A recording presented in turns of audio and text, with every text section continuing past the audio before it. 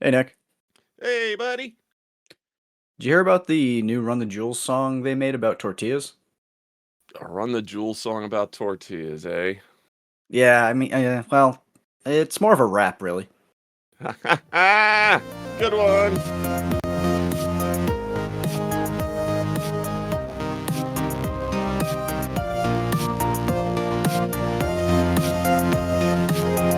We don't have it yet.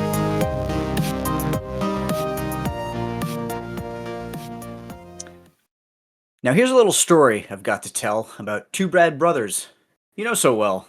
Started way back in August, I guess, with the promise of Cuban sandwiches, my boy Nick, and me, Wyatt. Nick, that one was for you. That is a nice rendition of the Beastie Boys' Paul Revere because I know you were such a big fan of the Beastie Boys. I This is could We Don't tell Have It by Yet. because the rapping was horrible that, No, yeah, it that's just must be an me. ode to the Beastie Boys. The rapping was great. Also, it was more in the style of prose. I was telling a story, and it was a good story. And if you think about it, it's all true. It was rather poetic. I enjoyed your joke too. I think maybe this new weekend recording schedule just makes me more amiable in general. Before we get too deep into it, welcome to We Don't Have It Yet, since I guess I should toss the name in there. I'm Wyatt. That's my buddy Nick, and Hey, thanks for joining us. Nick, we got some fun stuff on tap today, I think. do we now? Maybe. So, we both finally have been able to watch the A24 HBO documentary Born to Bowl, and I'm Hell kind of yeah. excited to discuss that. A pasta sauce company wants to spy on your dinner conversations in the guise of, I guess, saving the precious moments you have at the dinner table. Uh, Game Pass must have, or Microsoft rather, must have listened to us talking about what they need to do to stay alive, and then we've got everyone's favorite Backlog Buster Brothers. Nick, You. I heard you may have found yourself a pinball club in your local area. I did, man. Well, to be fair, my wife found it. Oh, wow. Well, I just don't have Facebook. That's the No, thing. that's fair. No, it's this group that was apparently located previously in West Chicago. Came further west and north and into my suburban area of Chicagoland and opened up like a mile and a half around the corner from my house. That's So pretty yeah, nice. I'm gonna have to check out when the next open house is and go. Well, you would know better than I. Do I have to wait for an open house, or can I just knock on the door and be like, "Sell me a membership, please"? I mean, it depends on how they run. I'm sure they have some form of contact. When I joined Capital Pinball, I literally just signed up for a membership knowing that it was going to be something I wanted to do. And then they reached out to me and I went and actually toured the place. So I don't necessarily suggest going the route I did because it could have sucked and I would have just spent my money, which it absolutely didn't. I've been there for over a year now, and it's an awesome place. So I would just say, see if you can find some contact info, and just say, hey, I'm thinking about becoming a member. It's tied into my tournament group that plays in Interium, Oh, so perfect. that shouldn't be a problem at all. Yeah, God, talking of, there's others from that group that have opened. You play at Capital Pinball, a place called the Pinball Capital, Oh, uh, right by O'Hare. So next time you fly in, if you go to that airport, we'll have to swing by in or out because I still haven't checked that one out yet either. I think they have a pretty massive collection.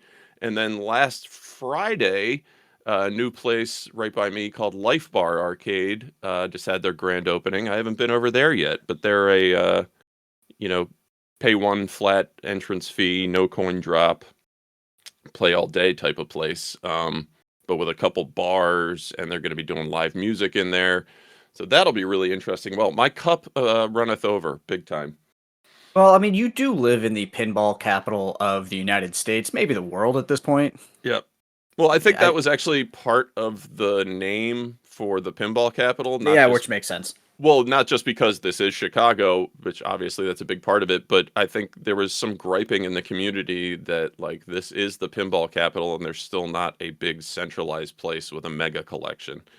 Um, like Galloping Ghost Pinball, it's okay.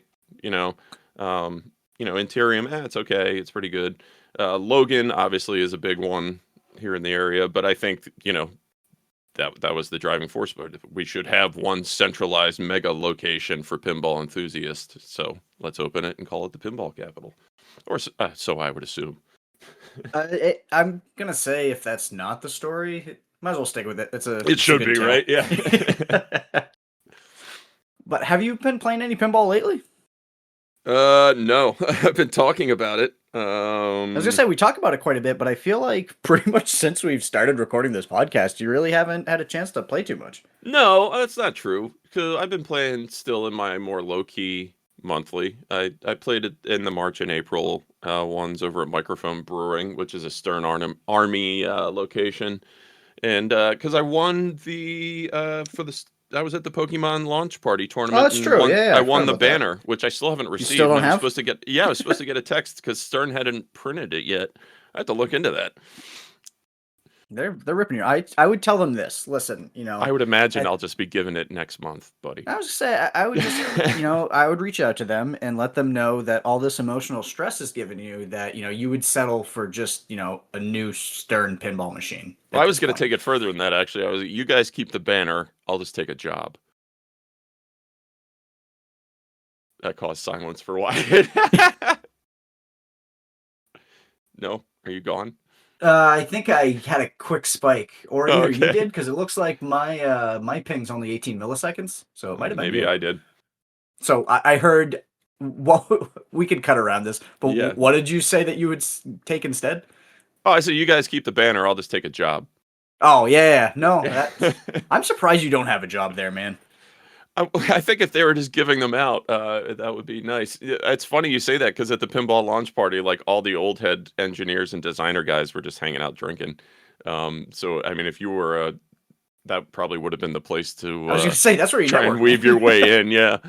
I don't think it's particularly easy industry to get into. No, Period. it's And not. I'd mop the floors over there, but Well, that's what I'm saying. Just yeah, just like show well, up with a the mop. guy that's the guy that's working over at American now, and trying to head up some of their about face.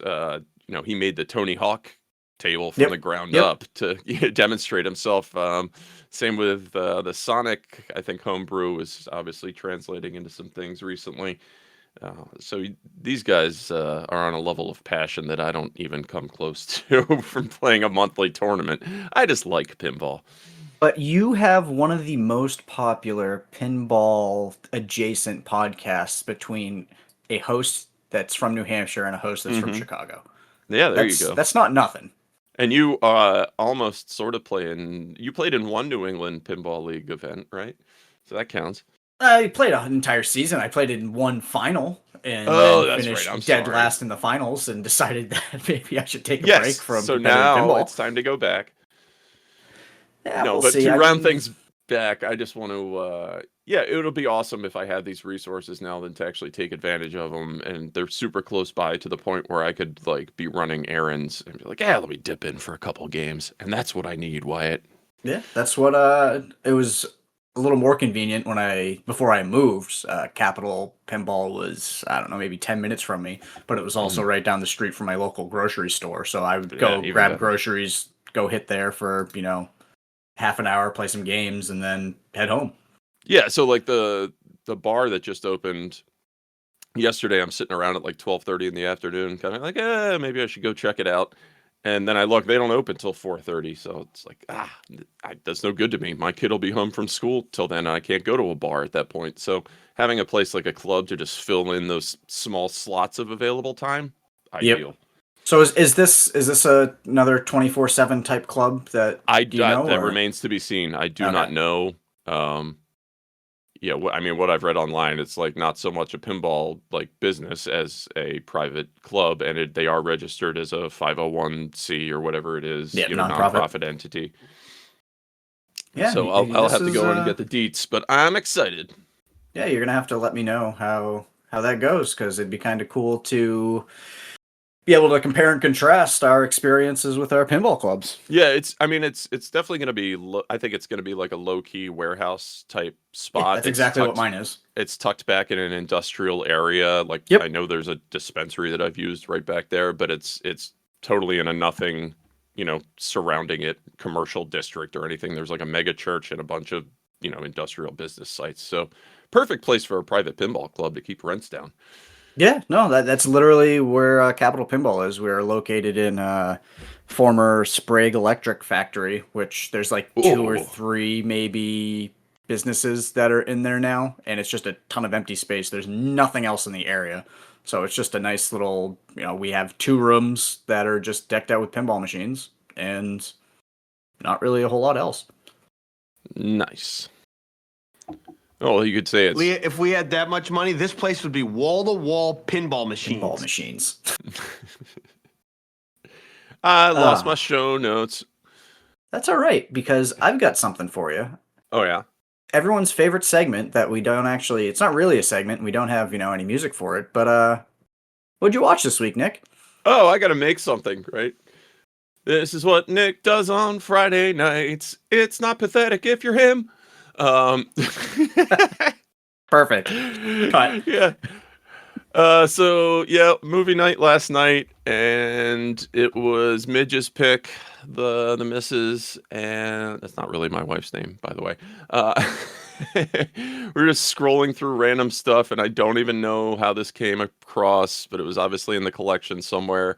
And like we've talked about, choice by poster. Yep. Obviously, this one called to her. We watched the 1984 feature starring Emilio Estevez, Emilio! Repo Man, or I guess it's Emilio Sheen. Which one's his? Yeah, Estevez is the real name, right? Yeah, Yeah, Estevez is the real name. yeah. So this was one of those movies where like maybe I've seen parts of this. No, I had definitely not seen any of this. And I'll read you the poster tagline here. Keep in mind, 1984. Meet Otto. He's a clean-cut kid in a dirty business. He's a repo man. He steals cars legally. Now he's out to repossess a 64 Chevy Malibu with an amazing reward of $20,000. But Otto is not alone. There are others who want the car and will do anything to get it. The risks are great because hidden in the trunk is something so incredible it could destroy them all. Now, have you seen this movie? I have not seen this movie yet. Okay, all right. I'm going to spoiler it for you because this That's isn't really fine. a spoiler. Um, so this is. I'm curious as to how the script development went in this movie because I think this went from a middling comedy of the era, like a Men at Work type of title, which also starring Emilio Estevez, like Fish Out of Water and a Dangerous New Business kind of story. And there's a lot of that here, so you can feel its bones. But then all of a sudden, there's this entire side story and a lot of shots and moments where you're like, what the hell was that supposed to be? Which they're piecing something together. In the trunk of this Chevy Malibu is an alien. Um, and they weave it in like the most tacked on way. And anyone who opens the trunk of the Malibu gets eviscerated, like, looking into the Ark of the Covenant type of deal. Yeah. Super low budget, so much fun. It does kind of have that really weird early 80s masculine protagonist who's kind of a piece of shit. But you're supposed to be pulling for him as he acts that way. Like, think James Caan in Thief. Yep. Yep. Uh, so in the movie, he's like an edgy punk rocker, but he's just kind of actually a bit of an asshole of a character. The 80s were but a fun time. yeah, it was 1984. I had so much fun. It's such a good time in this movie, and it's all very self-aware satire too. Like his parents are glued to the TV preacher, telling him, "You don't need possessions. Send me all your money," and a lot of they live type of stuff. That type of messaging that's almost overtly over the top, but maybe that's necessary. They make a point to not have any products in the movie. So it's almost jarring if you see a scene and they're in a 7-Eleven, the shelves are just stocked with white bags that say chips or cans that just say beer, and everything is plain white with the product written across it, laundry detergent. So they're constantly throughout the movie just drinking white cans labeled beer. It's all very social commentary of an era that perhaps looks very similar to our own current, history repeating itself. So, I mean, if you have the 90 minutes, this is definitely worth checking out. It's very of the time, but also hilarious satire. Just great. They don't make them like this anymore. The type of low to mid budget movie that's kind of bad, kind of great because it's kind of bad and it's self aware. Just wonderful. Can I I don't. suggest something for you to watch if you enjoyed this? Yeah, You need to watch Repo Chick. wasn't aware of the existence, but now that I'm into the genre, I'm all about it. Yeah, well, Alex Cox, it was apparently he made it. I was looking through the Wikipedia for Repo Man as you were talking about it, and it mentioned that apparently he made a second one with a $200,000 budget in 2009 called Repo Chick. Okay, I'm watching that for Yeah, sure. 88 minutes long. Originally, he wanted to write Repo Chick with a $7 million budget, but he decided instead to produce it as a microfeature and wanted to spend underneath the minimum line governed by the Screen Actors Guild of $200,000. Oh, so he hit the SAG minimum of being a Yep. movie. Yep, Yeah. love it. So almost the entire movie is in front of a green screen on a soundstage in 10 days. Does Emilio Estevez show up as a surprise Uh, cameo at some point? it does not appear that he does, but it does have Rosanna Arquette. Okay, all right. Very handsome young Emilio Estevez in this movie, by the way. He seems to have a glow about him. I was like, I think I even said to my wife, I was like, he must exfoliate. Look at his skin; it looks fantastic. He's just super young, but it's Have funny you seeing that. Have you seen Men at Work? Oh yeah, I mean, not in Okay. many years, but that was Yeah. a broadcast regular. Even the edited version was shown on TV. And yeah, But that was on yeah, Comedy that was Central it. quite a bit. Yep. That's I'm gonna have to watch Repo Man, and now that I see that Repo Chick exists, I might have to just do a double feature. Double feature. Yep, do it. From the director of Repo Man and Sid and Nancy. Oh, did he make the Sid and Nancy movie with Gary Oldman? Is it that one? Uh Good question. I kind of hate that movie. I mean, not because of the people involved. I just hate that story. I don't think that they were worth making iconic. Yeah. Yes, it Well, is that movie. yeah. Okay, fair enough. Great Gary Oldman performances, but that's all Gary Oldman performances for the most part. Except he really goes above and beyond in Slow Horses. I don't know if you've watched that yet. I have but- not. Okay, not. not that TV shows are hard to assign because there's a lot more into that than movies. But I'm going to say that you do need to watch Slow Horses. My dad keeps telling me to watch it. Actually, Well, it is very British, so yeah. He But loves him a British spy thriller. yeah, I think you would absolutely adore it, in Gary Oldman especially. Wasn't If you he? enjoy burping and farting, then you will enjoy Gary Okay. Oldman. Well, he was in Tinker Tailor Soldier Spy too, right? Yep. And I didn't love that because if you didn't have any back story from the books, that was a confusing watch. Yeah, no, this is obviously Slow Horses. Can't think what the actual book series is called, but they're based on Mick Herron's books. But having read the first book and seeing the first season of the show, it's basically a 1-to-1. I didn't get any. I watched the first series first, and then read the first book, and I don't think there was really anything different, which is actually saying a lot for the show itself, because there's a lot of times where shows or movies aren't able to extrapolate far enough out from the book. You aren't The going to have source the material, exposition. yeah. Yeah, but this was pretty spot on. So I highly suggest. I think they're like 6 episodes long, but I'm down.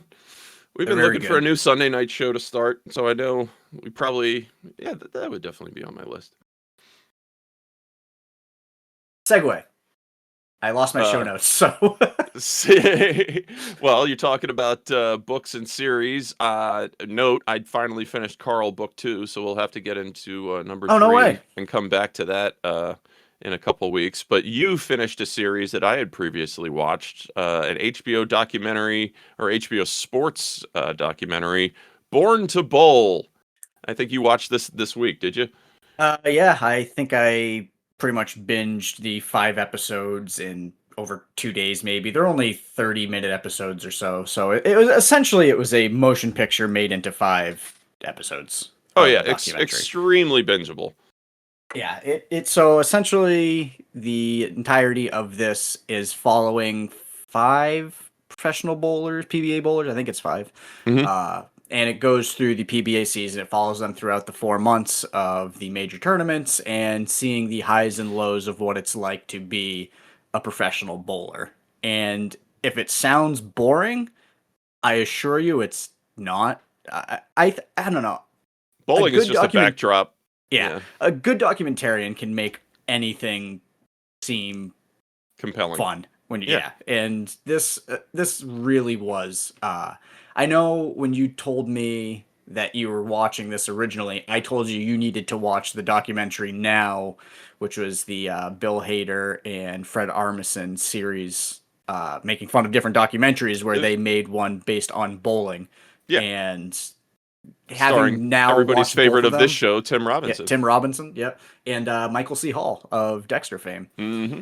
And this, you mentioned this first, and now that I've watched it, I also noticed like the similarity between the two It's of these disturbing. things It's is disturbing. hilarious. So, I mean, of course, there's always been satire of, famous properties and stuff, or satire of formulas, but this is the opposite. It's it's a satirical documentary made over a decade ago and something made last year. And all of the character archetypes are exactly the same. It like blew my mind. I mean, I'll let you go into it as you're fresh off of this thing, but it was amazing. I had never seen Yeah, the mockumentary part. no, you did watch. So essentially, the documentary Now was supposedly based off A League of Ordinary Gentlemen, which I Hmm. haven't watched yet. I haven't seen that So one either. Yeah. yeah, so it is a satire of that. So I'm gonna have to go ahead and watch that as well. But yeah, just being able to see what was it like Tim Robinson's character, and I'm blanking on their names in the mockumentary, but his Oh, character that's is fine.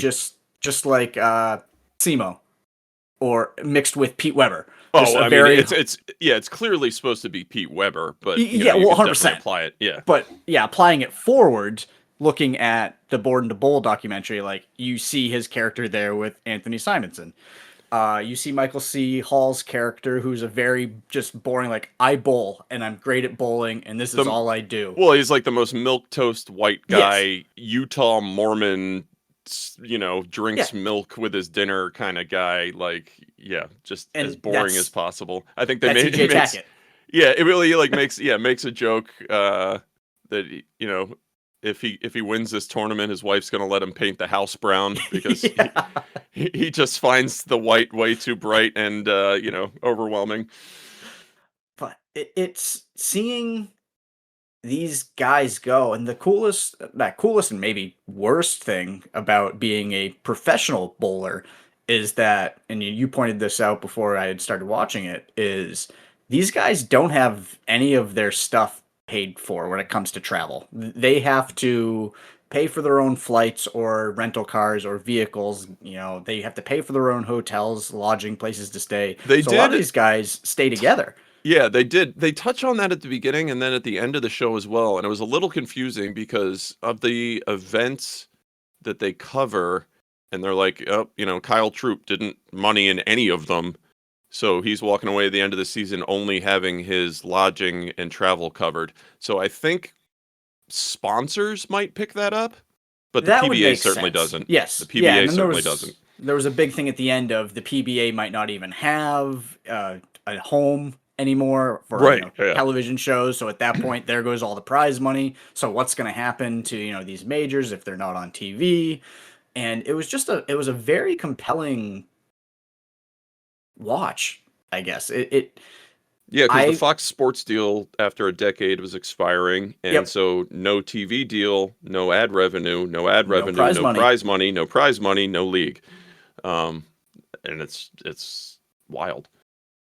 It was, I don't know, I really enjoyed watching this. Like I said, it's maybe 2 hours total, maybe a little over 2 hours. Like it's a very quick watch, especially broken down into 27-minute episodes. You essentially there's no fluff. Oh yeah, no, all the There's complaints that I've read about the show online is the episodes are too short and there should be more of them. Yeah, I'm very surprised that, especially since the PBA season goes from January to April, I believe. It's Hmm. 4 months long, and to condense 4 months down into 5 27-minute episodes is Well, I think, it's one of those things where they didn't, actually shadow the guys over the course of no. the season. It was like, let's check back in them, the night before this big weekend tournament, and then we'll see you guys next month, kind of thing. I do you think there'll be a second season of this? I sure hope so, and I I hope it drives some interest to the PBA as well. Yeah, I mean, our buddy John is real big into PBA now, so I'm kind of hoping maybe if they pick it up for a second season, he said he wanted to go to one of the TV tournaments. Maybe That we would could be a see lot of fun to see a a taping. 6'7" bearded giant sitting Yeah. in the front row of. Well, it's funny, like, yeah, talking about the personality types and the characters kind of thing.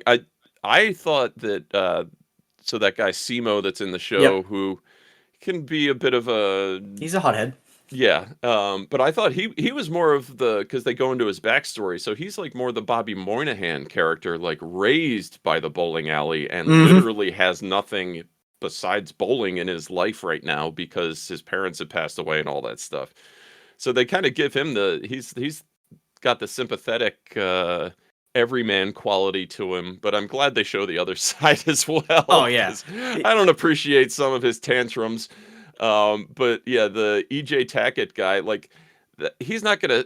Maybe he'll sell tickets to the 75 plus crowd who just think he's so nice and conducts himself so well. But he's not gonna draw in fans to the sport. He's boring as hell. They need characters with big personalities, your Pete Weber types, or Kyle Troop, who has the Pro with the fro and fro. wears his crazy outfits, but seems to, on the whole, be a pretty damn decent human from what they show in this show.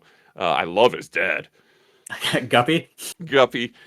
Um, so yeah, his story is that he's kind of a legacy in PBA. His dad was actually a pro bowler. They owned a small bowling alley when he was a kid, so he grew up in the alley and everything. Um, and yeah, so Guppy likes to party and was known as Yep. such Still in his old age, he still throughout likes to his party. days, and he still does. Yeah, there's a great scene, and then I think it was the last episode where he's like, Yep. "Where's Guppy?" He's like, "I think he's in the bar already." It's like, "It's 11 o'clock in the morning. Come on, Dad."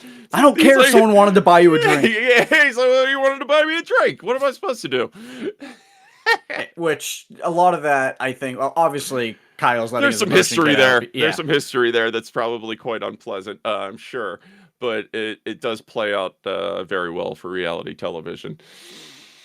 it was nice to see like nobody really, aside from I guess EJ Tackett, and maybe it's just because that's the way he was, but everyone blew up.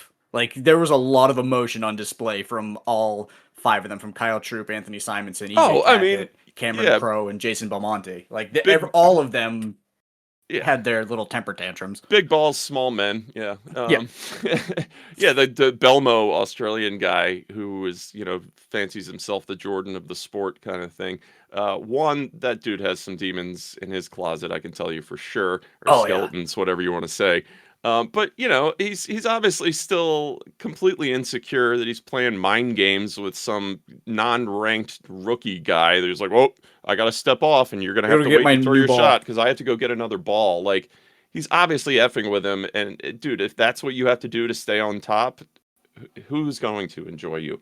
Um, he's awesome, definitely, but he sucks at the same time. Yeah, the But other thing. go No, ahead. go ahead. No, No, I no, got you. no. We're stuck. No, don't be polite to me. Fine. I I love was you gonna and I say test that you. the one thing I was gonna say is another thing that you had talked about before I had watched this is that you don't really think about that. Most of these guys are driving across the United States because they all have what 6 to 12 different bowling balls, Hmm. and to fly with those bowling balls, it's going to be thousands of dollars in fees. So like Yep. these guys have to drive essentially from location to location.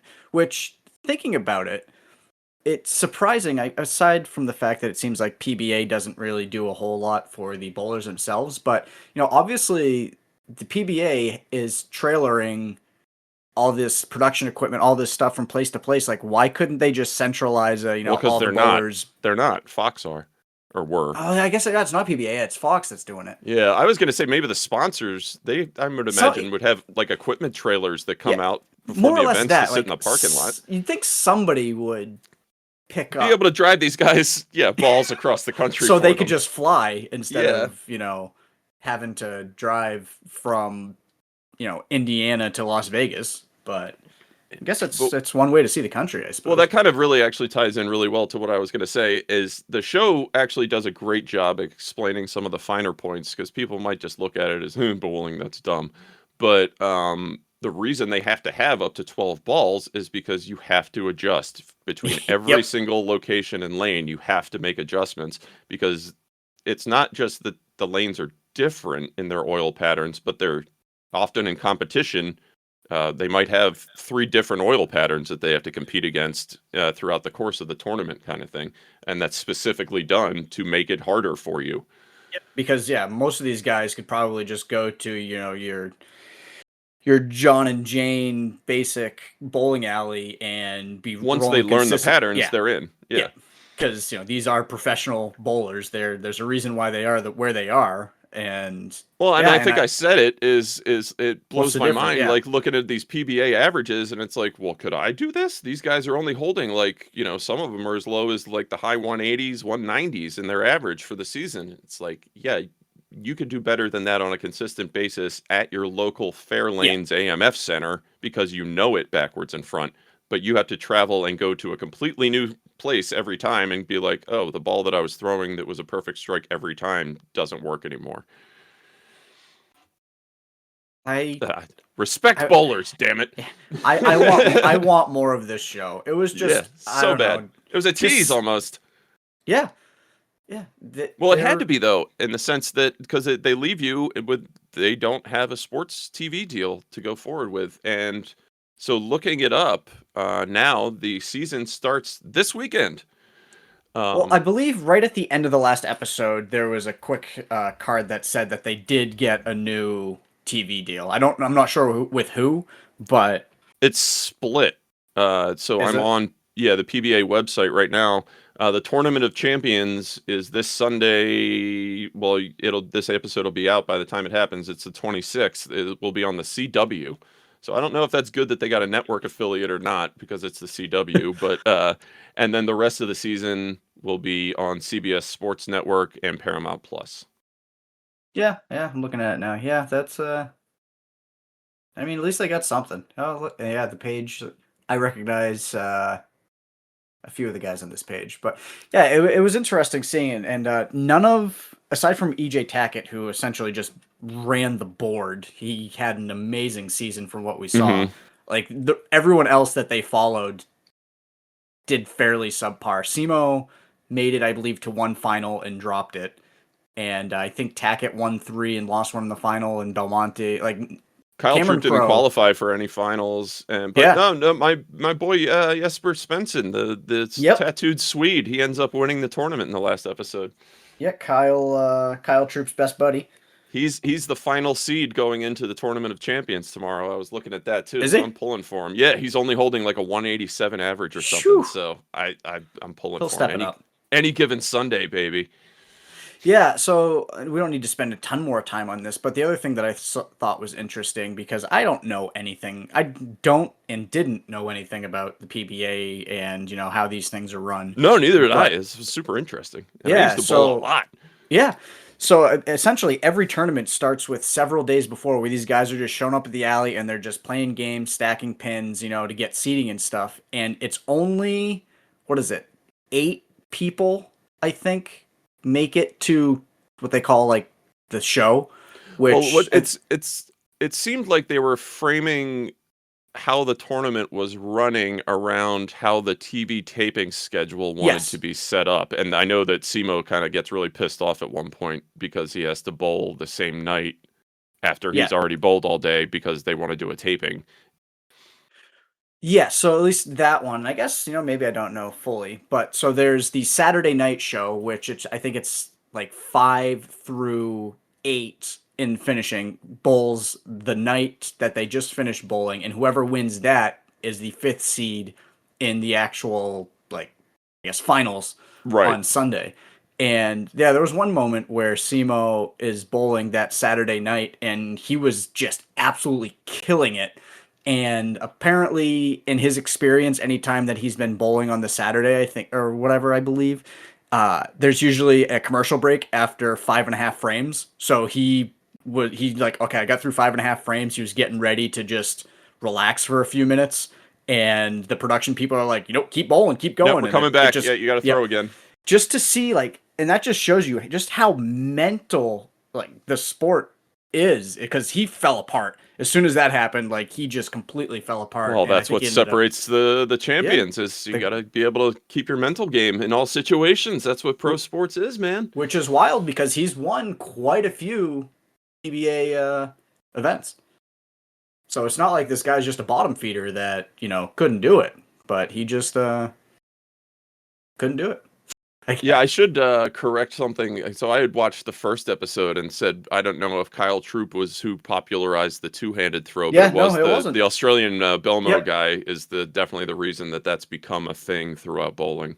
Yeah, and the reason why he did it is because when he started bowling, he could barely pick. I think he was bowling with his dad's ball, A and 15 pounder or something, yeah, yeah. he couldn't pick it up, so he used two hands, and then he realized that he was getting so much more spin and bite on his ball than anyone else in Australia, or where he was in Australia, which bowling wasn't huge in Australia to begin with, and he realized, like, oh, this is working really well. And then there became a whole big thing where he was just dominating with this two-handed style, and people on the They were PBA actually tour, complaining that you yeah, can't do were that. saying that it was No, it's not cheating, and fair. the rules, it says you can't do that. So then the PBA actually finally had to make a ruling, and they're like, no, this is fine. No, There's the nothing in the PBA rule made that a says you ruling that can't. said no, the rules say you Yeah, absolutely can do that. Just as there's no rule that says you can't.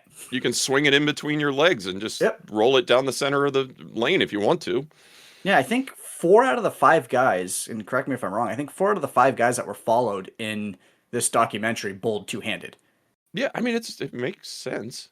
Yeah, I think I EJ can't Tackett do was it, the only guy that really didn't. He was still. I which mean, is funny because he as you would dominated. expect, that he would, tried and true method, just like the guy in the documentary, for God's sakes, or in the mockumentary. Hilarious. Oh God. So speaking of boring, this podcast. No, um, Prego, who we know and love as our pasta sauce brand. I I I don't think don't I like them could at all. say that I have to love Prego. I might pick it No, up if it were on sale cheaper I than don't the think I would. generic store brand, but Yeah, isn't that the shit that's loaded with sugar? yeah, Prego Yeah. sucks, Yeah. which is probably why they are doing this. But Prego recently announced that they are releasing a conversation puck, I guess is what you can call it. So a connection keeper is what they're calling it. It looks like an Amazon Echo Dot, and the idea is while you're maybe eating pasta with Prego sauce, you are sitting at the dinner table with your family, and you can press record on this little conversation puck, and it will record your conversations so you can listen to them later. I have no idea who the hell would want this. Yeah, that's bizarre. It, it's it's so stupid. It like, okay. Tip to tail piece of shit.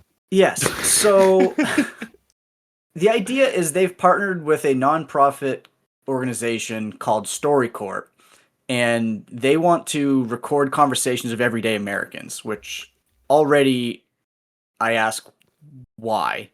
Storyboard, a nonprofit subsidiary of Palantir. Exactly. So that's, maybe I am just very skeptical of anything. Like, I can understand. I went to the StoryCorps website because they actually have a public archive where people have uploaded conversations they've had. And I could understand wanting to have conversations with your parents or your grandparents, asking them about, their childhood or stuff for memories for yourself. But I don't see why you want to upload that? Like, is it just the culture we're in now where everyone Yeah. thinks everything, which we're Should be ones to consumed. talk? Yeah, as we're But recording a podcast that only entertains us and a very small number of people. I understand I'm a hypocrite. I sit with this every day, but I don't know. Like the skepticist in me says these stories are going to be saved. These natural human conversations are being saved by this nonprofit to, like you said, be sold. They're not necessarily sold, but given or handed, or not just access, because this is a public archive by AI training bots, by whatever. Like, I don't. Who is this for? That I is mean, my you question. could also get a small DAT that'll record a room of Yeah, conversational audio that can be uploaded to anywhere that you want it to go for nothing and is not tied to a pasta sauce manufacturer for some reason. when I was a sports writer and I covered games, I had a digital tape in quotations recorder Yeah, that I I have one. recorded conversations with. And you know what? I still have those files and I could Yeah, still I mean, listen to I them. use it for dictation if I want to make a note for writing or something like that. Yeah. I mean, that's what I'm supposed to use it for. I don't use it nearly as much as I should. But yeah, it has directional mics, so you could just plop it down on the center of a table and it would Yeah. record everything everybody sitting around it was saying. I, I don't I first thought I had to look at the date. I'm reading the article from It PC smells Mag. like an April Fool's Exactly. I had to article. look at the Yeah. date. Like, is why this can't be real? Like, Because it keeps the connections that you make at the dinner table, the memories, Wyatt, and you make those memories with what? Spaghetti and Prego, baby. Come on. This is how far they're reaching generally. uh, It's just a bunch of decisions made in a boardroom by horribly out of touch people that have no concept of how the average nuclear American family functions. It's just I mean, come on. That's what it is. It's just crap. Crap on crap. like It I have no serves no idea how much function this to is. anyone, no utility to anyone. It's well, it's available for purchase on Monday, just so people know. Yeah, it's not Uh, even like you could have this be a thing, even though it's stupid and connected to pasta sauce. Have it be a thing like fill out this form and tell us why you'd like to make memories around the dinner table, and we'll send you and 1,000 other people a limited run Prego recording device. But yeah. to actually go out and spend money on it. Well, this is what you get if you decide to, and you can get this just in time for Mother's Day, apparently. So they're really pushing this as a Oh Mother's my Day gift. god. If you buy this, you get the Prego Connection Keeper, the Prego Meal Essentials, which includes Prego traditional pasta sauce and spaghetti noodles, the Prego Conversation Prompt Cards, an easy step-by-step guide on how to use this Connection Keeper, and recipes for dinner inspiration. So you're Now, not just getting the puck.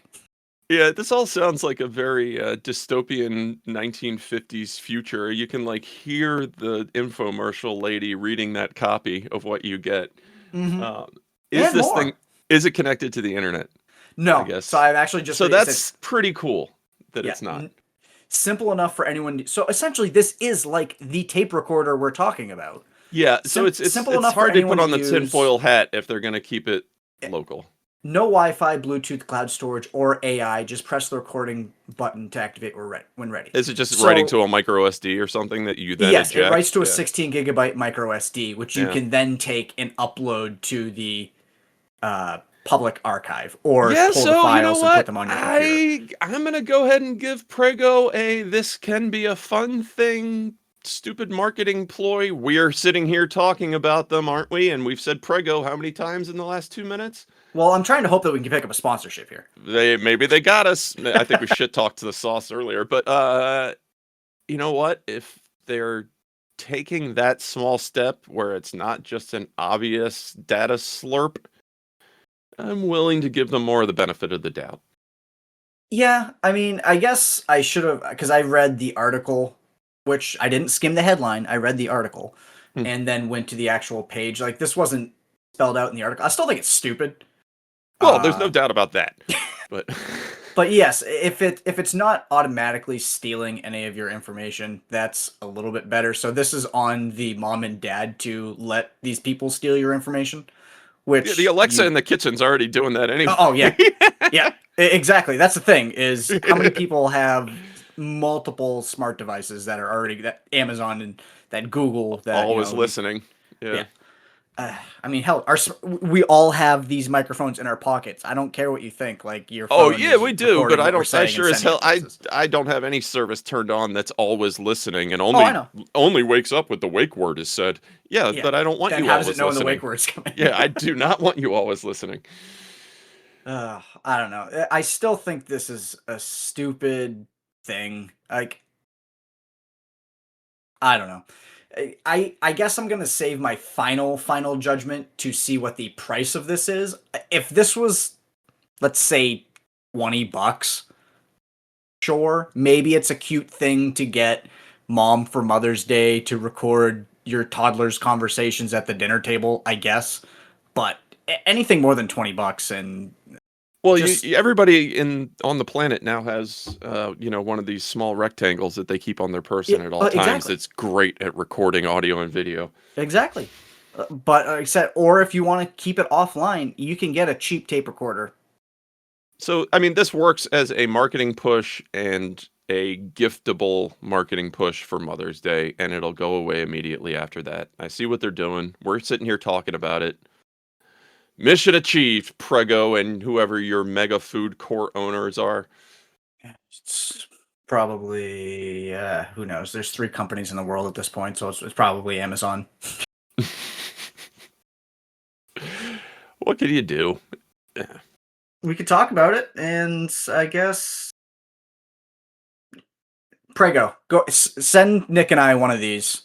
We'll test them We'll out. try it out. We'll let you know. We'll give you our real thoughts on it. We're very important influencers in the Prego dinner table conversation space. So Oh, let's move out of dumb tech that we have to dump on and talk about to some dumb tech companies. encouraging tech news that, perhaps there is light out there for some. After we talked about the fall of Xbox last week, its new CEO seems to be making some, positive choice and changes. If you want to Yeah. talk about that. Yeah, so last week, pretty much hours after we finished Yeah, recording literally. our last week's episode, talking about how Game Pass is no longer the value it once was, and we weren't really sure how long it was going to be for the world. Asha Sharma, the new head of Microsoft Gaming, came out and said they're going to be dropping the price of Xbox Game Pass Ultimate from $30 a month to $23 a month, which is still over the $20 a month that it was before, but It dropped PC down back to its previous pricing yep, too. I say PC I think went from $16.99 to $13.49 or $13.99. The only difference so far, I'm not sure, how this is going to go, is that Game Pass Ultimate is no longer going to include Call of Duty in the day one releases, which Who I cares? think Who makes cares? sense for everybody. Yeah. Call of People are going to Duty, buy that annual title are going to do it anyway. exactly. Microsoft shot themselves in the foot, I think, by releasing it day one, because so many people are just going to have Game Pass, where if it's not on Game Pass, even if those people have Game Pass, they're going to buy it. Call of Duty people love Call of Duty. They will buy it every single year, no matter what. But people who are So, not Call of Duty people aren't going to sign up for a yeah, forever subscription just to get access to Call of Duty. They don't right. care. They could play the old one. Stuff like, I mean, honestly, the way I look at it is a lot of this stuff, like, I would be happy, and this is what we said last week, I would be happy if Game Pass was mostly indie games, like we had said, indie games that you can more or less demo, use these Mhm. as game demos and go, oh, I really like that game. I'm Well, going to their pick it up and thinking buy it. was that they were going to be the one-stop shop for every Yes. annualized release. So you got your Call of Duty stuff that we own here. We have the EA partnership right here for your annualized Yep. FIFA, We got our Madden, Ubisoft. whatever, and then you got your Ubisoft over here for your annual Assassin's Creed releases and whatnot. One stop, one subscription gets you every game that comes out every year that you're totally not already sick of. It just turned into scrolling Xbox. But Essentially. that's what I mean. Or That sorry, was their scrolling Netflix. at its core. That had to be what their thinking was, and it makes sense on paper. Yep. But the Madden people are gonna buy Madden anyway, Mm-hmm. and so on and so forth. So it's not getting people off the street and onto your service. You're just costing yourself money at that point by not Huge, selling. mega amounts of money to take the biggest franchises in gaming and say we're going to give it to our user base. They're not paying $60 per, but it's going to be a significant licensing fee. It has to be. They've Yeah. negotiated huge deals, I'm sure. So, do you think this is just a life preserver for Xbox and Game Pass, or do you think this? I think Do you, we're in rough waters, and they are making the right steps to navigate the seas for this time and see what comes out on the other side. The exclusivity moves, the price drops, these are smart moves. They've gotten rid of the dumb Microsoft Game Studios and Microsoft Gaming. Everything's just under the Xbox banner again. That makes sense. Killing off the "This is an Xbox" marketing campaign that we talked about last week. God, it was so dumb. That confuses Joe consumer. They don't understand that. So these are all smart moves to make the service more accessible. Will I continue with it just because of these drops? Probably not, but I'm not the normal consumer necessarily anyway. People had concerns about her background coming from AI, and they've apparently made an artist first pledge to say, it'll include notes if you use it, but they're not going to just take any marketplace submissions of slop that devalues the entire program kind of thing. It seems measured and sensible. So in today's tech landscape, that's pretty damn good. Yeah, I have to agree with you. They're taking the right steps. Yeah, and And they promoted Matt Booty into yep, a VP content officer type head role, who is a dev. So these are positive steps. And do you? I think everybody wants to yell, "Well, they're not giving me everything that I want right now, and thus it's not some white knight riding in on a horse to save me, and thus they suck still." No, this is the winds of change blow slowly, and it's a good direction to be headed in. I don't disagree really at all. I will say I finally, first off, I found where my Series X was because I packed it away when we Found the right moved. tub. All right. Yeah, no, it was still in the box. It was just behind a bunch of other boxes. And when I was moving stuff from the loft down to the basement, I was like, "Oh crap! Hey, there it is. Cool." Uh, so I finally got that set up after my Game Passes expired, and I sat down at my Xbox. I don't know, Tuesday or Wednesday, and I booted it up, and I was like, "Huh, let me throw something on." And then I realized probably about 85% of the stuff that was downloaded on my Xbox was Game Was Pass. tied. Yeah, so I spent some time deleting all that to free up some space. And then I looked across from my couch and I looked at my shelf of video games. I was like, huh, now I can play some of these games that I own. Bust that backlog, buddy. Yeah, and it was just, I understand the convenience of Game Pass and I appreciated it when it was, I don't know, it probably ended up costing me $40 a year with the discounts and deals and whatever that I had. Mm-hmm. But sometimes it's kind of nice to just, and this sounds so stupid in such first world, No. use the crap that you own. Yeah, Like, absolutely. I don't need oh, this just came out. I need to play this game that came out on Game Pass. No, dude, why don't you play this game that you're super excited to buy 5 years ago that you put 15 minutes into?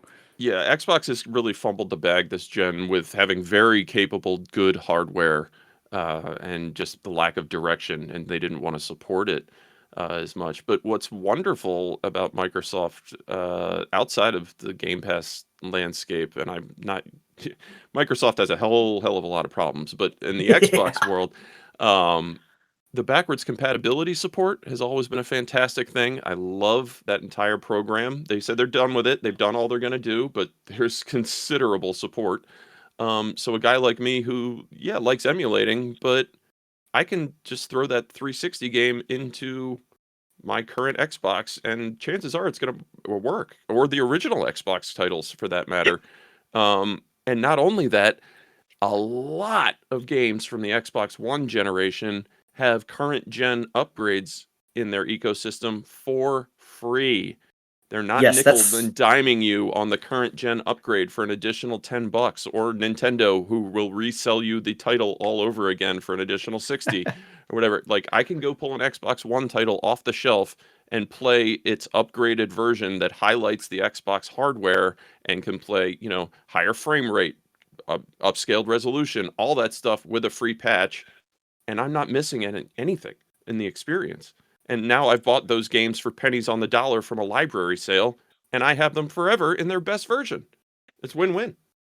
and one thing that a lot of people, I mean, unlike us, maybe you haven't because you have a million different ways to emulate, but the emulation on the Series X and even the Series S and even the One S and Xbox One Mm-hmm. is amazing. If you pay the $20 for the Xbox Dev Oh, dev license, mode.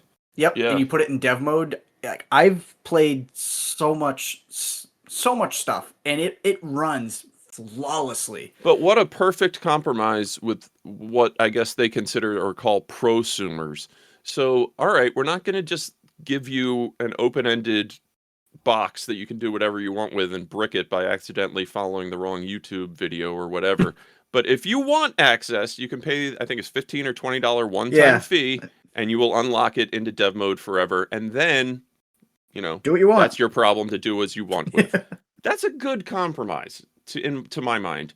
When you compare it to like what Google's trying to do with locking down Android and side-loading Yep. APKs and alternate app stores and all that type of stuff, It's they're not very safe. very adversarial with their user base. Well, the people side-loading APKs are not your main user base. Those are pro users that want to do their own thing and get pissed when you put up walls.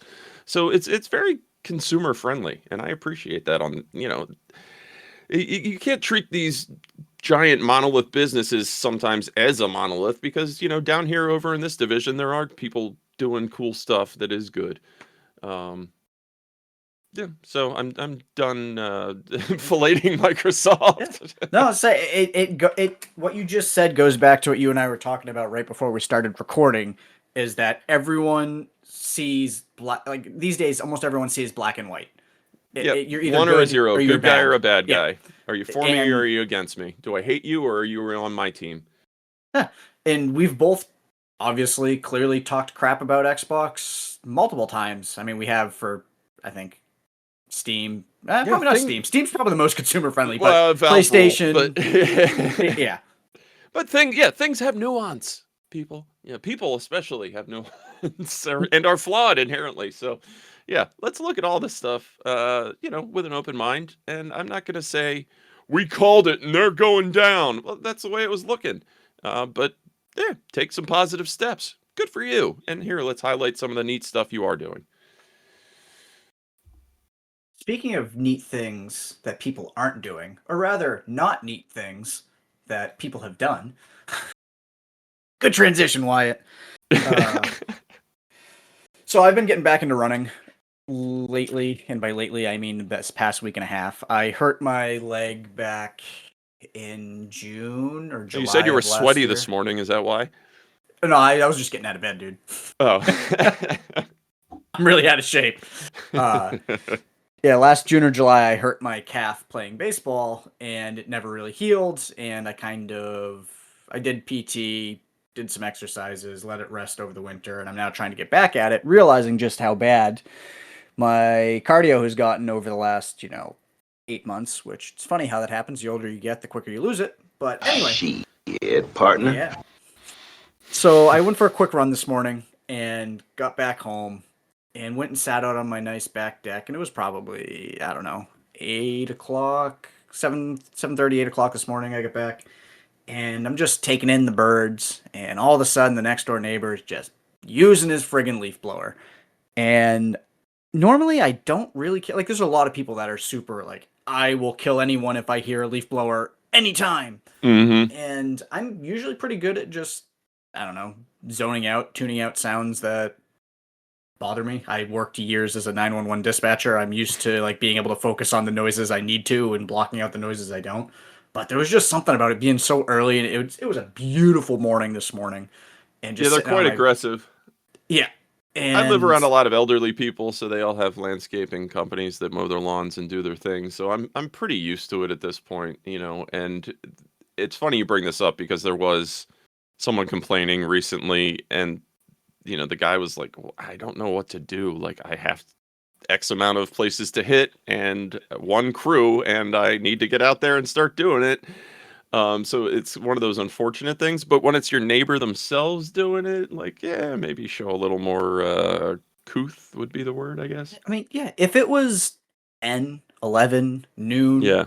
if it was later, like I can imagine that the neighbor directly next door. Thankfully, I'm a little bit removed because my house is set back from the road. So I can only imagine because a couple of the houses are right on top of each other at the bottom of the hill. Oh, And I mean, backpack blowers, besides being like one of the worst gas polluters that exists, even yeah, worse than like two-stroke scooters or whatever. But the noise pollution is unbelievable. I mean, they must be 120 decibels or something ridiculous. I had a steel backpack blower at my house in Maryland that I bought used, and it was a hell of a lot of fun. But yeah, your ears ring from using it. You have to wear plugs, and my arms would actually violently shake for like half an hour afterwards, just because you're vibrating at such a high rate for so long that it just kind of stays with you.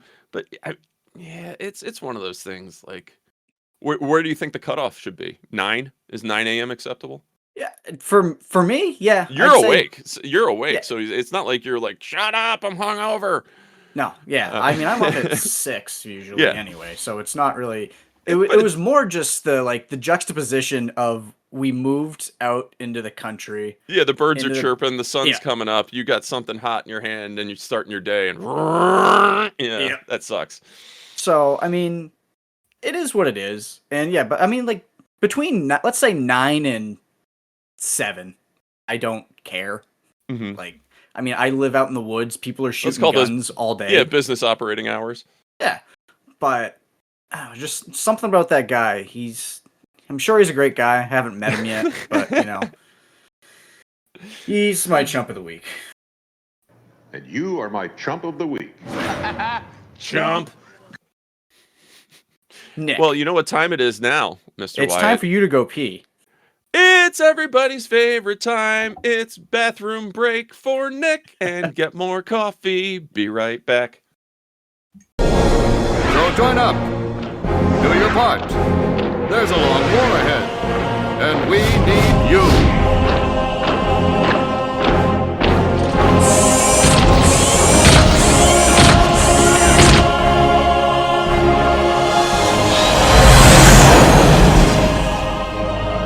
Are you ready for Marauder?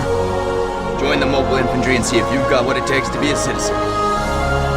See you on the bounce, trooper. Service guarantees citizenship. Courage, duty, honor. And welcome back, everybody. That was some good Tom Hanks League of Their Own peeing right there. Thank you so much for waiting for me, as I thank you every week for doing so. Which brings us right back into everybody's favorite segment, Mr. Wyatt. What time is it? Backlog, Buster Yay! Brothers.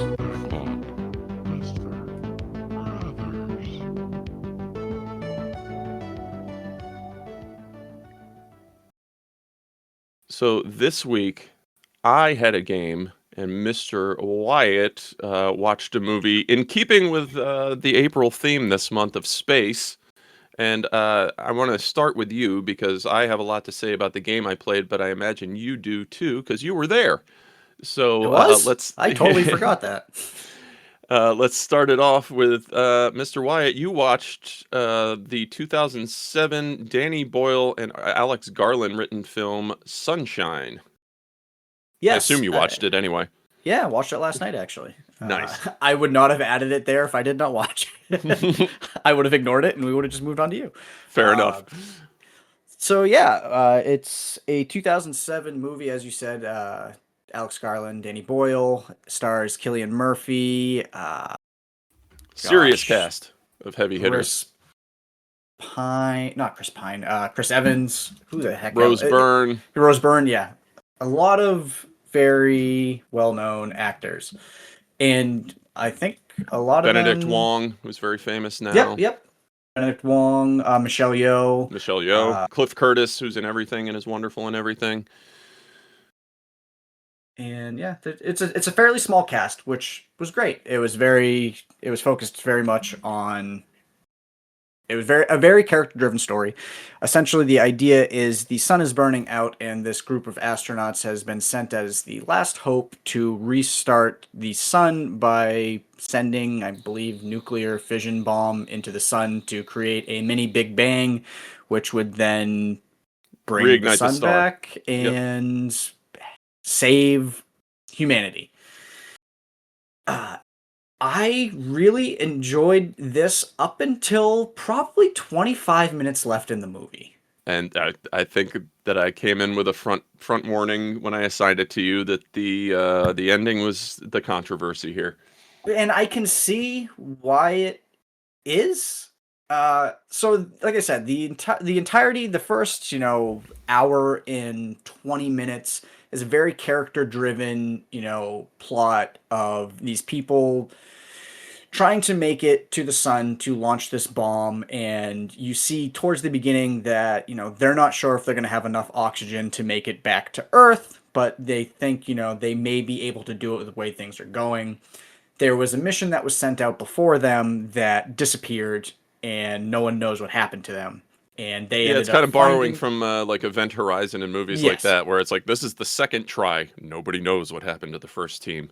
Yeah. So they get a distress signal from the first team, and they're like, oh no, what are we going to do? And essentially they decide, oh, we're going to go check because they may still be alive, and now we could also have a second payload we could deliver, which would give us 2 shots to restart the sun. Yeah. And that's essentially the story. Things happen. The Things tone happen of the from movie there. absolutely changes towards the end, which becomes something that I did not think it was going to be watching the movie. I was very invested in it, like I said, until maybe 20, 25 minutes left in the movie, and then I was just kind of like, I don't like this. Yeah. Yeah. Okay. Like, So you're one of those. All right. Yeah, I am one of those, It's jarring. A jarring shift in tone. It is. And I don't know. I was expecting, and I know that's the idea is, you're expecting it to be this one thing, and then, oh man, it turns into this, and all this stuff is happening, and oh my god. And I didn't view it as that at all, Really? actually. I saw it as more of a, all right, we've gotten here, and everything up until here is amazing, but how the hell are we supposed to wrap this up? And it was more of a question of, I don't know what else to do, so here's how to put a bow on all of it. It's confused in some way. Yes, it almost seemed. Actually, yeah, you saying that, it almost seems like they had 85% of a movie, and like you said, they're like, what do we do here? Almost like a Stranger Things or a Game of Thrones. Where you had all this brilliant stuff, but God, we got to finish this, and that's gonna be hard. The thing is, like, I think they could have done away with the final act, the final 30 minutes or so, and they could have just continued on with the story that they were telling of Benedict Wong's character, everything going on with him, and you could have leaned into that and had it been what the crew was thinking was going to happen. Yeah. I think and there's, like you said, this is, despite the scope of the story, this is a very small movie. It's it's super short, which I think. Well, I mean, just small in terms of settings and it takes and place inside the spaceship. Yeah, it's the entire movie. inside a spaceship, so it's all very tight quarters, and despite it, being a big spaceship and what have you, but it's all gigantic spaceship. Repeating backdrops, all with just the core cast of people, and very intelligent way of giving exposition to the audience You get it in the form of Killian. I said it wrong. Wyatt reminded me of that. Killian Murphy's messages sent back home, which are kind of Yeah. like diary entries, but because they're so far away from Earth, it takes months or years for the messages to even get there. So he's kind of recording these video journals, and I think they did use it a bit towards the end, but there could have been a way to wrap up things in sort of an unknown, leaving it out there for the audience to pick up what they want with one of those messages is how they end Yeah. it, versus maybe the more bombastic ending that Being they hit over did the head choose. with, Yeah. this is what happened. Yeah, well, I mean, and I'd love to know more of the backstory. Was that after test audiences hated the confusing artistic ending that had been written, or the studio demanded something, they wanted a big baddie? Who knows? Yeah. I don't know. I didn't hate the movie. I wouldn't say I even disliked the movie, but I also wouldn't say that. I guess I could. Like I said, if they would have continued in the same direction that the movie was going for an hour and 15 minutes, Mhm. and they found a way to go through that, I would have said, yeah, this was a really enjoyable movie. I really liked this. I enjoyed the human back and forth, the interpersonal drama, that stuff going on, and then it just, like I said, it just took a huge shift, and it was like, I don't know, man. Like, It's jarring, and I love that first hour and 15 so much, for a bunch of reasons that I'm willing to overlook its shortcomings because I can go back and watch that hour and 15. I don't know. It's a lot of it has to do just with the ideas that I guess Alex Garland writes, but I like Danny Boyle as a filmmaker, and there were a lot of really cool scenes in this movie. yes, Like Cliff bathing in the sun. Where the sun is so unbelievably strong. Obviously, you can't be in Yep. space and just open the window and check things out. So they have like a vision shield for what they can view the sun, through a 90% lens, like you were looking at an eclipse through welding glass, kind of thing. Yeah, he couldn't see the sun at more than 3.1% Yeah, without. and so he keeps but he becomes like obsessed with it and Yep. keeps pushing it a little further and a little further, and eventually like burns his skin and Yep, stuff. as I say, you can see it on as the movie goes on. You can see his face is starting to peel. He's starting to Yeah. get like these sores on him from just being in the sun so much. That is and one thing. Some of those Go scenes ahead. were so cool. Well, I was going to say they're planting seeds where you could see if Yeah. that guy gets stranded out, in a failed mission, what does he eventually become? But I enjoyed that type of stuff, and some of the set pieces are amazingly cool. They have like a very like feasibly realistic-ish holodeck type thing. Yep. Like that's like a room. They have a plant growing room, that oxygenates the entire ship. That was super interesting. All of it was very based in science. Like the space suit when they have to go outside, Mhm. fully exposed to the sun, is all gold. Not just because it looks cool, but because they actually worked with NASA astrophysicists around their own design that exists for sun protection. All of those little things I really appreciate that. And the performances are all strong as hell too, because the cast is completely stacked. It's an amazing cast. I'm willing to overlook that stuff, but I'm interested to hear from you that it was just like it just zapped you out of the whole thing. It did, and as I was watching it, I was trying to mentally, take some notes of things I wanted to mention and stuff. And I'm glad you kind of said what you did because it jogged me a little bit. But this movie was shot beautifully. Mhm. Like the Oh, juxtaposition this of is dark a and show light. off. Yeah, show off your home theater. Yeah. HD Blu-ray setup. This is the movie for that, and that's actually probably one of the reasons I really like it too. Yeah, it is beautiful. The use of light and darkness, the juxtaposition of, the sun being able to come over these heat shields that they have, and just like it was beautiful. And going through it, I'm like, yeah, I'm really enjoying all of this. Like the soundtrack, the kind of low key haunting music that's playing from time to time, like it. You want a was- lesson in how to properly color grade a movie between lights, Yeah. extreme lights and extreme darks? This is definitely that movie where it's not, a Netflix full of oversaturated No. shit. Everything looks beige. It's not that, And they're not explaining the plot every 13 seconds to make sure Yeah, that it's you're definitely not paying that. attention. Yeah. If you forget the plot of the movie, then you had no idea. You're not paying attention at all because Well, I it's mean, very it's clear it's what the it's plot it's is. kind of cool in that the plot itself, on the whole, is extraordinarily simple. Firing a Yeah. bomb into the sun because sun need to go Bernie again. But it does actually get into the finer points of all the space science stuff, and is grounded in reality, which I always appreciate before it goes off the rails. Yeah. So, and Caitlin and I watched this last night, and even her after we finished, we kind of talked about it a little bit, and she was also like, I don't have any feelings about the movie. She felt the same way. She's like, I don't really understand why the movie ended the way it did. It did that to me, yeah. I Yeah. can see it, yeah. But that's kind of one of the reasons I really wanted you to watch it, because obviously neither of you had seen it, and I think in a little bit it's been kind of lost to time because of that final act. But there's plenty to chew on and think about in the movie as a whole, I think. But I could see if you'd have a difficult time just saying, yeah, that was good.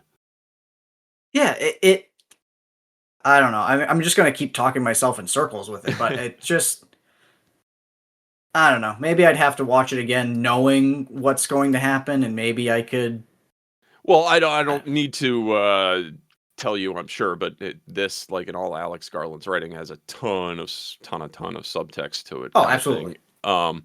So a lot of parallels and a lot of examining of philosophy concepts and stuff. And apparently, I'm looking at the Wikipedia article in front of me. Cillian Murphy said that his involvement in this film caused him to change his views on religion from agnosticism to atheism.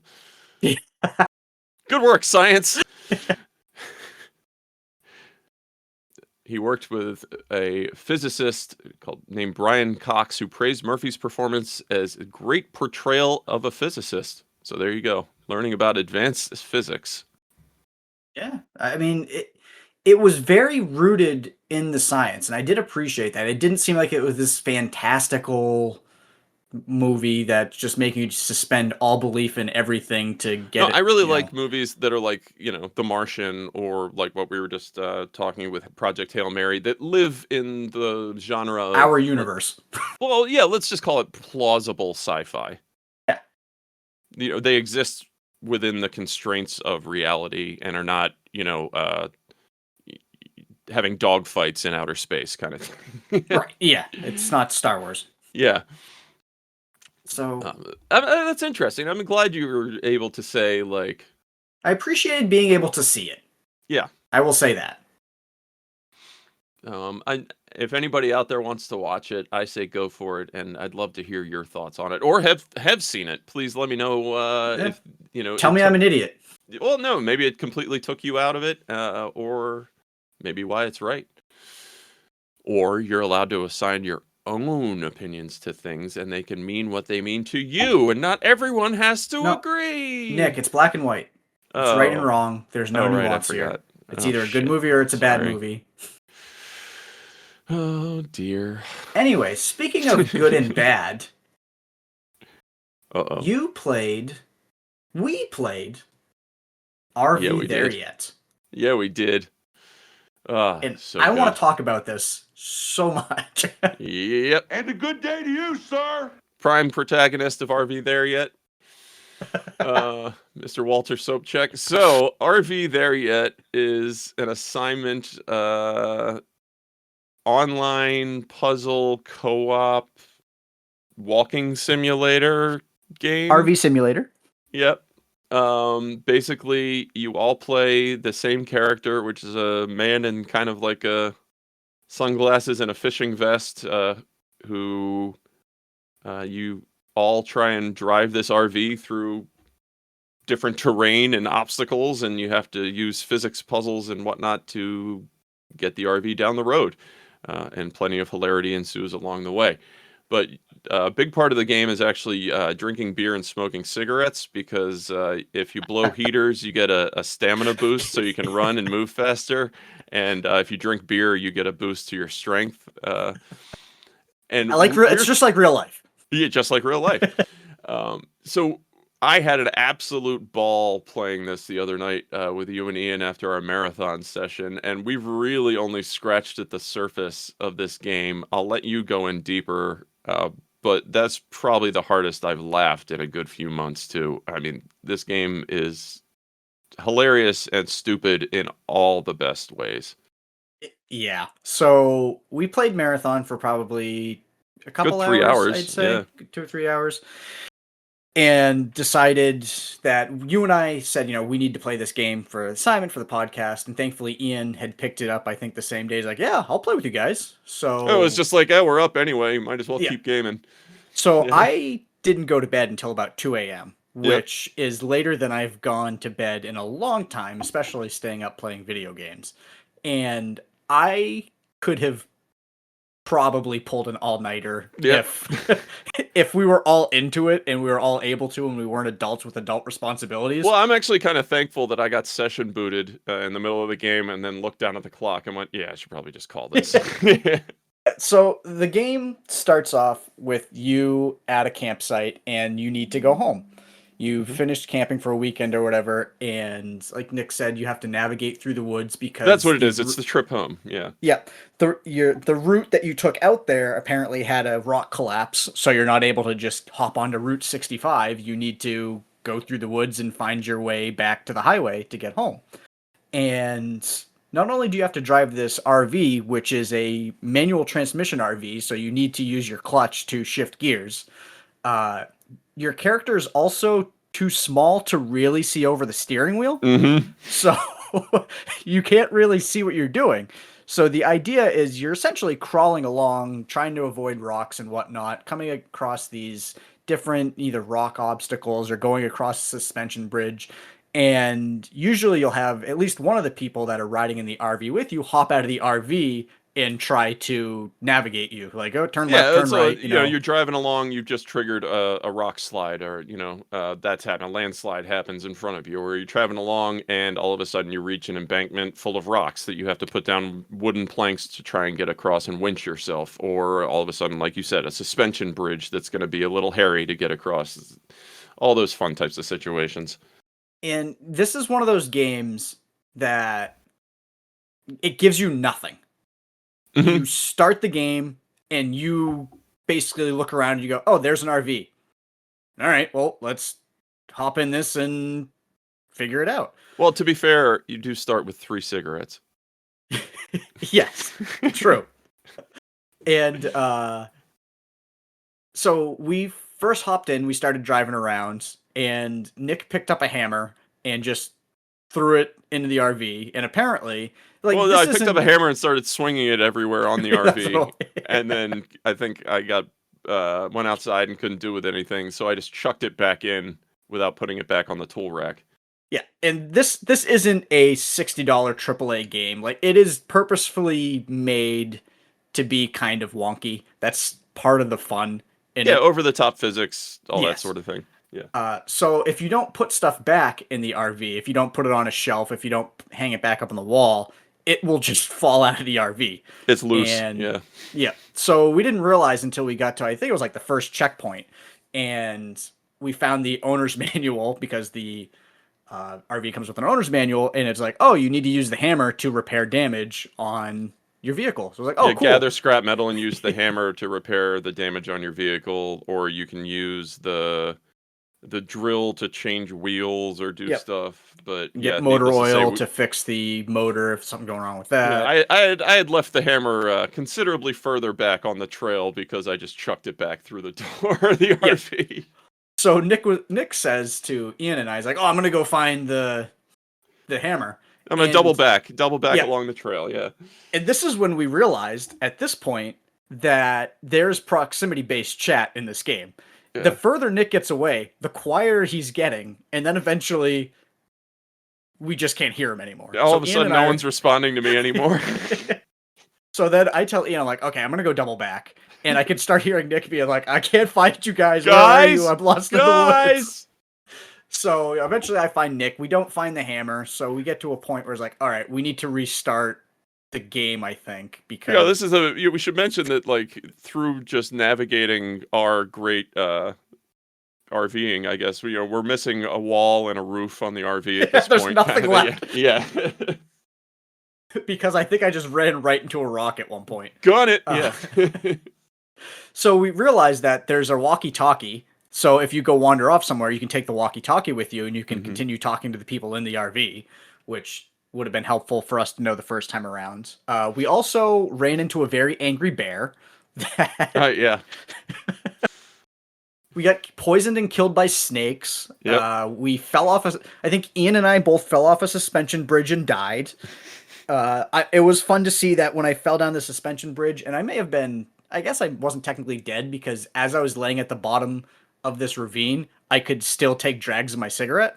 Oh yeah, it's very relaxing. Yeah, it's not just like a cigarette as a one-time consumable No, you could just that you use. You ripping can just them. be sitting there literally smoking throughout the entire time. And when you take a drag is when you get your boost of stamina.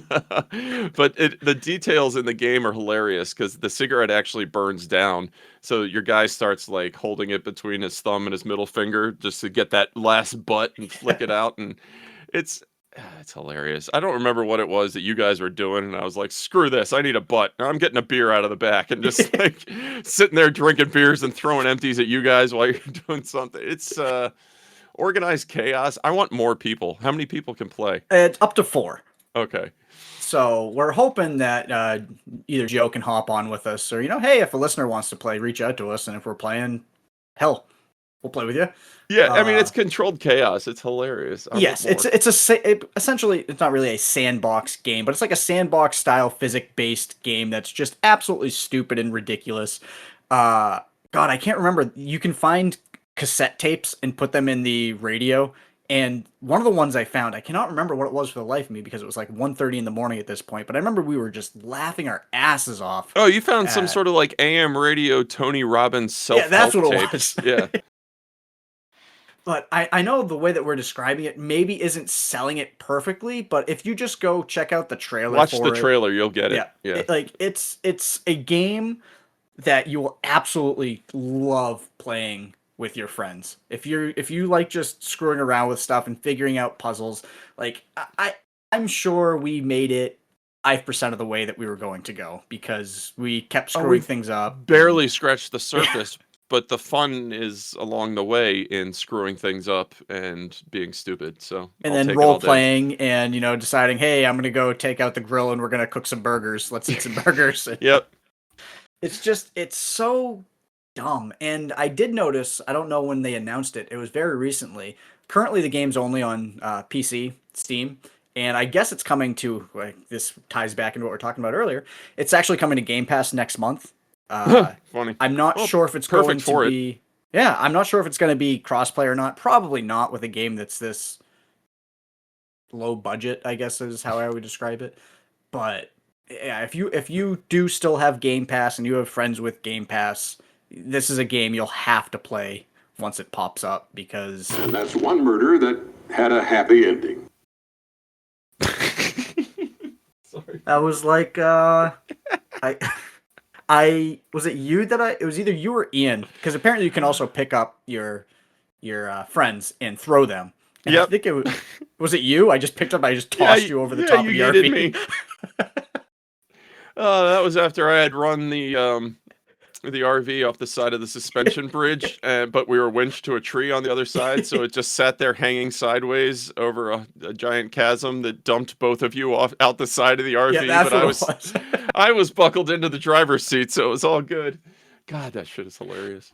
Oh, I'm really hoping that maybe we can play some more of that after. Oh after man, if I just get one more session out of this, I'll have more than gotten my $5 worth out of buying it. I haven't, like I said, I was hurting. I was laughing so hard a couple times. Yeah, I have not laughed that hard, especially playing a game in a long time. And I think Ian was the same way. All of us were just absolutely losing it. How stupid the game was, in complimentary, in the best way possible. Stupid, yeah. Self-aware stupidity. Yeah, it knew exactly what it was going to be. And I guess in December they dropped a second map too. So if and when we ever finish the first one, we then get to go to a snowy mountain. I think it's Mount Your Butt or something.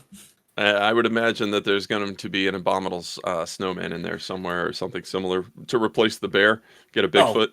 probably. And like I Yeah. said, we've barely scratched the surface of what we're going to find. So I'm looking forward to being able to play this a little bit more. Excellent. So I'd Yeah, say that game was 2 thumbs up for you. Without question. Yeah, huge fan. Go buy it. Go play it with your friends. If you had a bad time with this, you just don't have a sense of humor. Yeah. The nice little thing that happens too is when your friends are talking, you can actually see their lips forming words. Oh yeah, so I guess I didn't see that with you guys though, but you guys Really? kept laughing, looking over at me because anytime I was talking into the mic, I guess my character was animating everything I was saying, Yeah. but it didn't do it for you guys. Do you think, and I'm sure it isn't, but do you think this would be a game that would be elevated by having it on something like an Oculus Quest? It wouldn't hurt. It would translate to VR very, very well. I think it would. Yeah. And I was talking to you the other day. I have a whole like racing setup, and by whole racing setup, I mean a wheel, pedals, and a shifter. And I would love to get that set up You have next to. to my PC You just have to. just to be able to use it when I'm driving the RV. I I mean, need a bigger desk to do that, but it's hilarious using like the manual stick shifter with my mouse and trying to drive the RV with my mouse and keyboard. So you have to bring in the sim. That would be hilarious because the game's very like old school driving, hard driving kind of thing. Like in Yep. so much as like press this to actually turn the ignition. Now press this to take off the parking brake. Now use your manual shifter to put it into first kind of thing. Oh, you were rolling backwards because you took the parking brake off. Like it's that type of hilarity. And yeah, I think we did lose the RV at one point because I parked us on a hill and got out and forgot to ever put the parking brake on. Yep, I just rolled away. Yeah. This is the All fun right. you can have. Yeah. I guess moving on to our assignments, because I think we've said just about all we can about a $5 game that really there's not a lot to aside from if you want to have fun with your friends. It is only online co-op, so you're not going to be able to do it couch. Yeah, I don't think But- there's going to be a major story campaign or anything. But No. if you want to just waste time with your buddies, this is the greatest way to. This is the greatest kind of game, especially if you're like, you don't have time to dive into a whole ecosystem and keep up with the seasons and all that crap. You just want to have fun online with your friends with minimal interference. Go buy this. Yeah, for the probably first like 2 or 3 minutes we were driving, it was us just hanging out, chatting with each other while we were driving an RV through the backwoods. Like, it's a hangout time. Yeah. Oh, dick around time, too. Yeah, absolutely.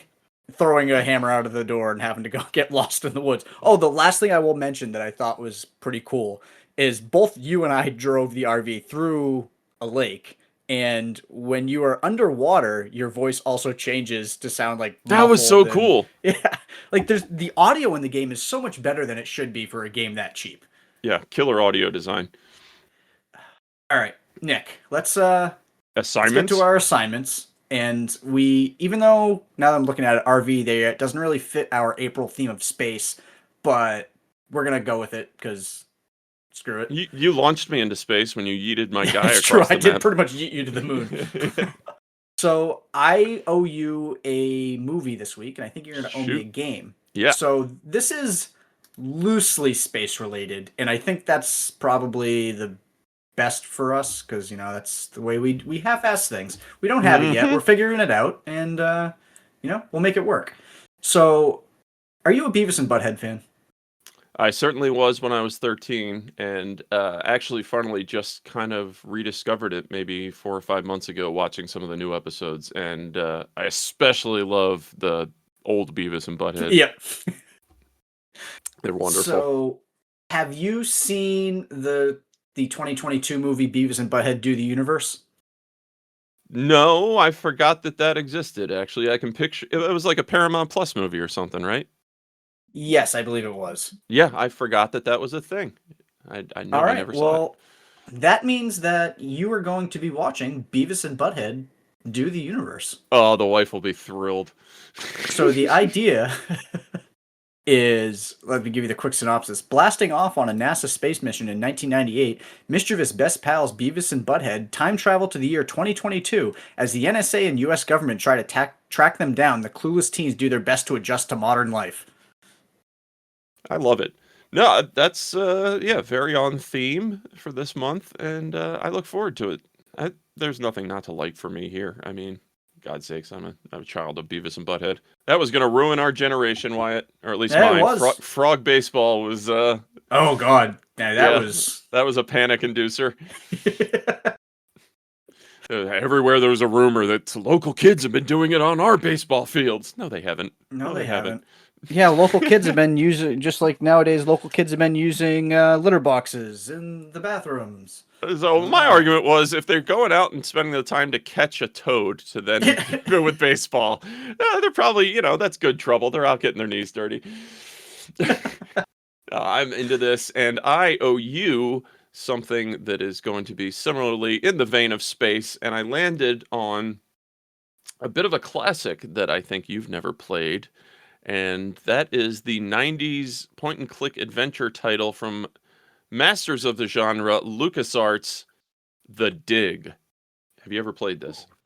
I have not. I've played quite a few LucasArts. This is a point and click? Point and click adventure. So in the kind of the very much the style of Indiana Jones and the Fate of Atlantis is how this looks visually, but in there with your Sam & Maxes and your Full Throttles and all those classic games.